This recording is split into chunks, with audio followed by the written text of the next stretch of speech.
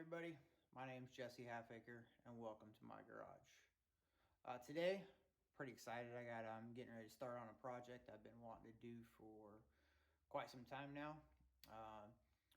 Way it came about this is a buddy of mine took Sosa Metalworks metal shaping class, bought his Shape-O-Matic builder's kit hammer. Never did anything with it. Just got too busy and didn't have time.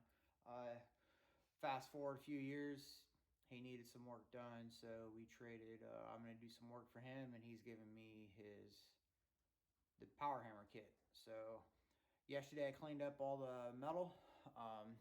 So today I'm getting ready to start on it. If you can see right here is all the pieces that the kit came with. This is an old kit. My buddy said he bought it probably 5 years ago, roughly. So I know that Christian Sosa's changed it up and made some modifications to the newer versions. I know he's got new plans, full detailed plans of how to build it. I'm probably going to email them later on today and ask for some plans. I got a few questions on a couple pieces that need to go together and how they go together, where they go together. But for the most part, this plan right here for the framework, it looks fairly simple. I'm just curious on a couple things. But for today, right now, I'm gonna mark out all my patterns. It comes with, this kit came with a bunch of patterns. I know the new kits come with patterns also for marking out the metal, full life-size patterns. I got them all laid out here to where they're gonna work on the chunks of metal that I have. So I'm gonna mark them out, try and get them all cut up today. And then start setting it up on the fixture table, move everything off the fixture table, get it all set up, and get everything clamped down and in place before I even start tacking and welding it all up. That way I know where everything's at.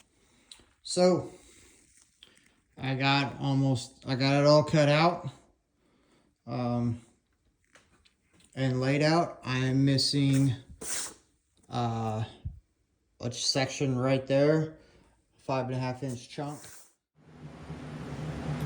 All right, as you can see, I got it all clamped down. I'm gonna go ahead and start tacking it up.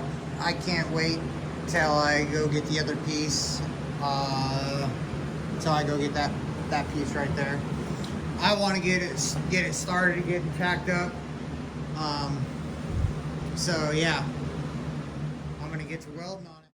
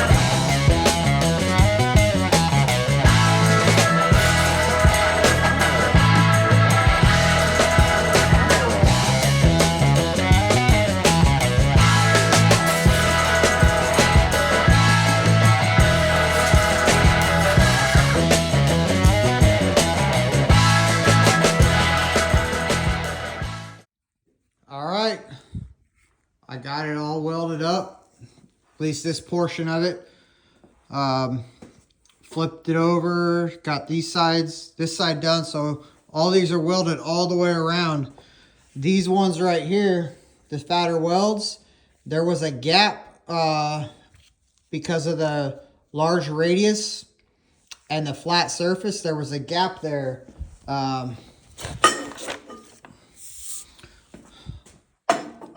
Like that, see?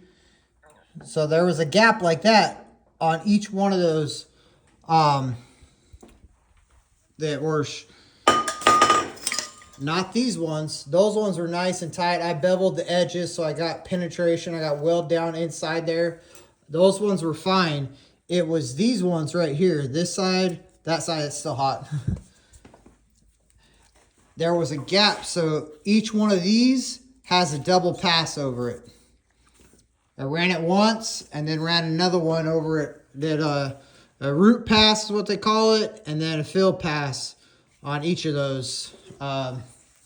So super strong now. Shouldn't have any issues. The next thing to do is to get the feet centered, and then I can weld the feet on those plates right there. But before I unclamp it, I'm going to let it cool down completely. And then I will unclamp it, set it on those feet, get them centered, and then weld the feet on. And then I can start doing the next step, which maybe the gussets. I got to go get that piece right there. I got to go buy some more metal. And then I got to start... maybe I'll mount the motor and the lower crank assembly. And then gotta do the top arm. Okay, so it's been a while since I've been on this. I'm over at the mill. I'm getting ready to notch my top arm of the power hammer because this needs to go inside there. According to the drawings, the edge of this to the end of this needs to be 21 inches. So I set it up on my weld table and marked it. Not deep enough to go through both sides. So I put this piece of metal on here up against the vise. So when I go through all the way as far as I can, I will have it set and locked, the table locked.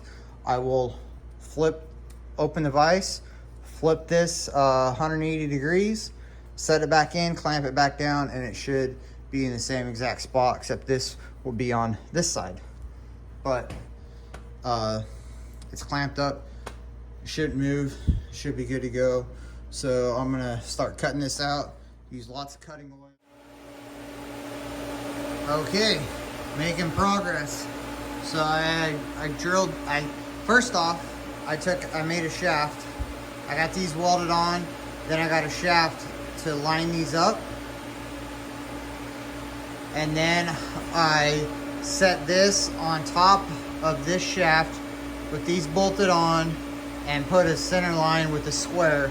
Square it up so I can get my hole. Then I drilled my hole on the mill. Now I just tacked this plate onto here. I centered it up fore and aft, or side to side.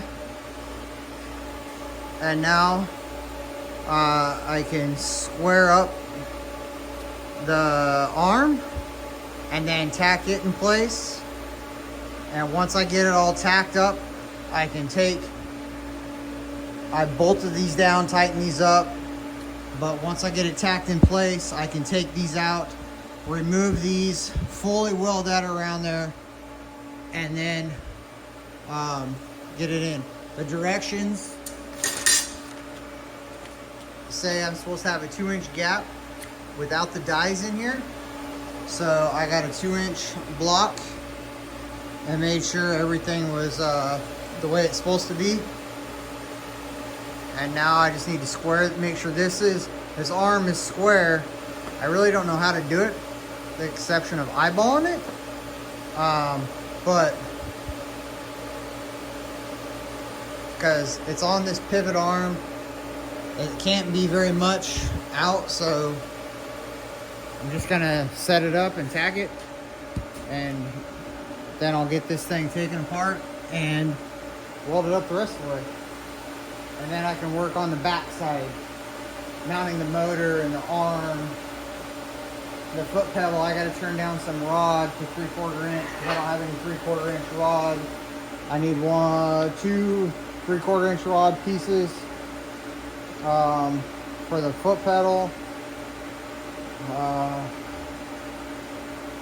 Figure out the spring stay.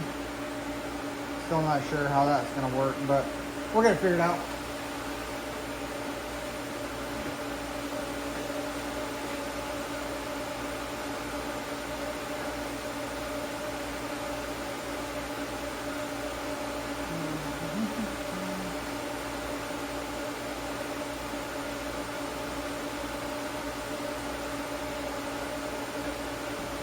There's quite a bit of movement in that thing, in that arm. I don't know if you see that, but there's quite a bit of movement in this arm. So I need to make sure that that is square. How am I going to do that? I don't know.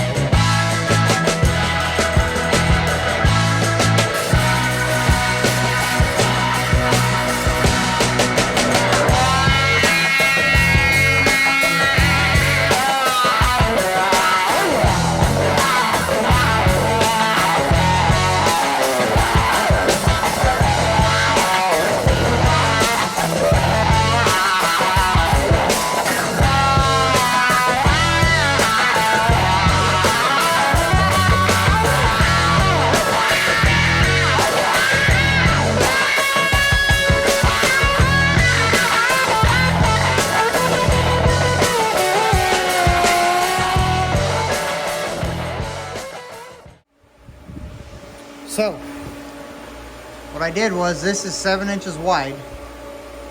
This is 2 inches wide.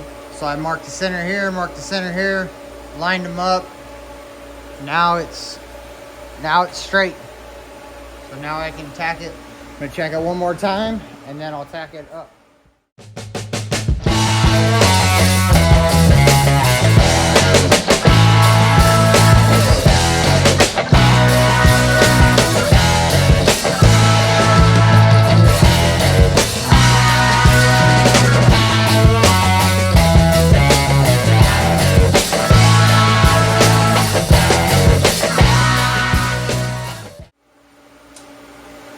If you don't know, these are fireball tools, magnetic shims, magnetic shim kit.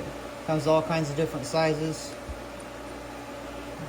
I use these things all the time.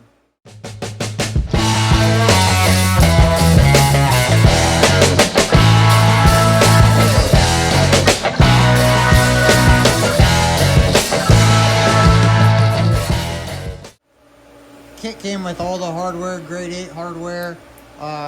Came with lock nuts too. I didn't use those for this. I just grabbed 4 of my regular nuts. I didn't want to use the lock nuts and then waste them or and have to reuse them or go buy more. So I figured it'd be better just to use those nuts just for mock-up. Then when I go to put it all together for final time, I'll use the lock nuts.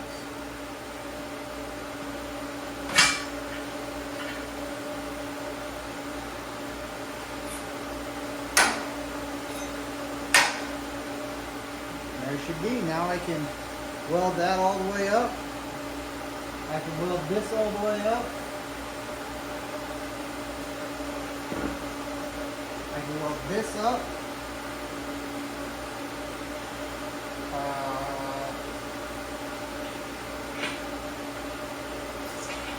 Actually, probably wait to weld.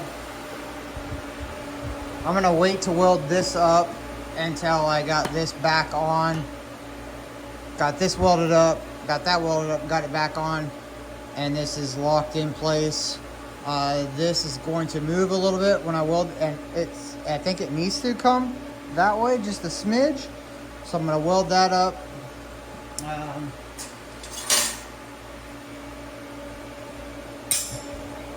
This thing fits in here pretty good.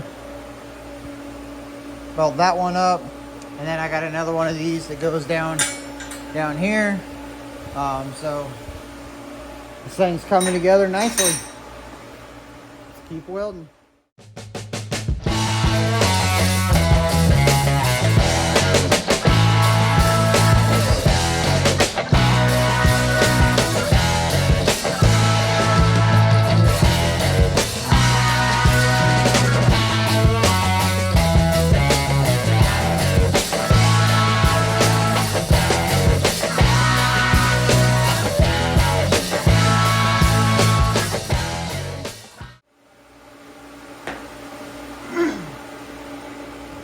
Alright, so I want to show you. So, I don't know if you can see it or not.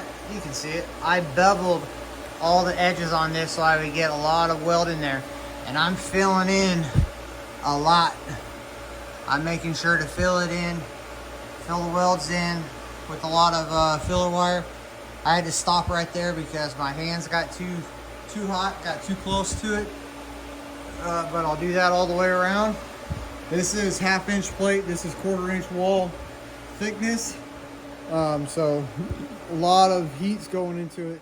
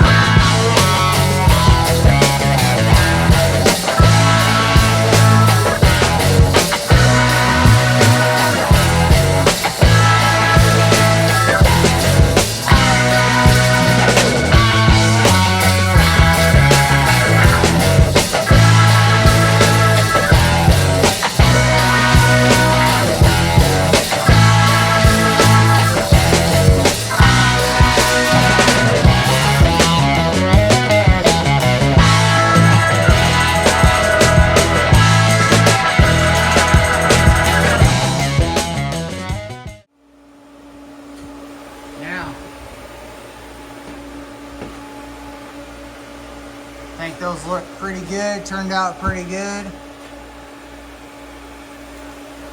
Nice and consistent all the way around.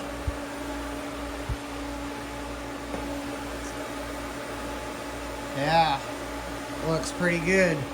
It's all wetted in really nice. Now I could have MIG welded that, obviously, but I'm not that good of a MIG welder. I used to be, but now since I TIG weld so much, my TIG welds look way nicer than my MIG welds. And I don't have to get all the sparks all over the place, splatters. So, now even though that is a half inch steel, it's got a slight bow to it now. Since I heated it up and it'll cool down, all those welds will shrink and it's gonna bow a little bit. But that little bit isn't gonna matter too much with this.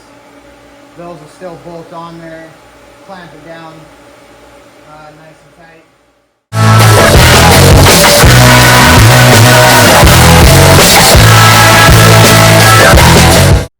Alrighty, I think that's all the welding I'm gonna do today. I'm gonna let all this stuff cool down, and then tomorrow I'll put it all together and start welding some more. But like some nice looking welds. Now this is gonna take a hell of a beating, this piece right here, so it's got to be strong.